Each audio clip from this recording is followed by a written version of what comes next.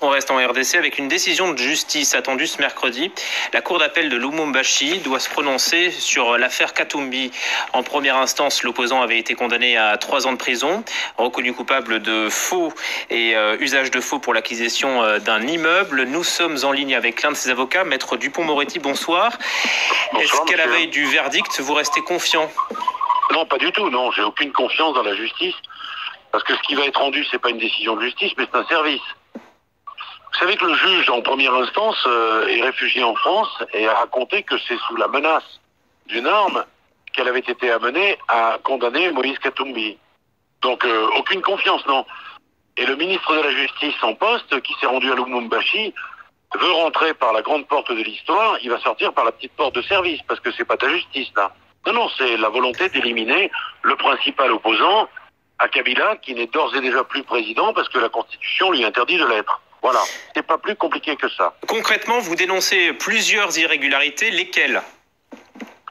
Écoutez, un juge qui raconte devant un huissier de justice en France, pays où il est réfugié, qu'il a été obligé de rendre sa décision une arme sur la tempe, on peut pas appeler ça franchement de la justice.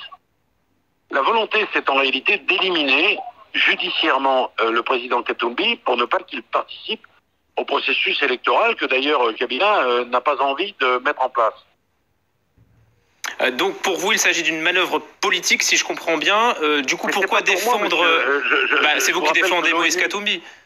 Oui, mais je vous rappelle que l'ONU a rendu une décision. Et qu'au terme de cette décision, le pouvoir en place doit assurer sa sécurité. Et que nous avons déposé une requête. Et que c'est devant un huissier de justice français que le juge a raconté ce que je vous ai précédemment évoqué. C'est-à-dire les conditions dans lesquelles elle a été obligée de rendre une décision qui touche une décision de justice. Donc c'est pas selon moi, c'est une vérité maintenant. Où est Moïse Katumbi actuellement? Est-ce qu'un retour au pays en RDC est envisageable? Bien sûr. Bien sûr, on est en train de mettre en place des garanties quant à sa sécurité physique. Et il se rendra bien sûr dans son pays pour participer au processus électoral, évidemment. Est-ce que l'on sait quand et dans quelles conditions? Non, on ne sait pas quand, c'est imminent. Il l'a dit récemment dans une conférence de presse qui a été tenue au cabinet à Paris. Il y avait un certain nombre de journalistes, dont vous étiez sans doute. Il a annoncé son retour imminent. Mais il faut quand même un certain nombre de garanties. Merci beaucoup. Quand on est capable d'arrêter les gens dans telles conditions et de les condamner dans telles conditions, vous me permettrez de vous dire qu'il faut quand même quelques garanties, et c'est ce à quoi nous travaillons.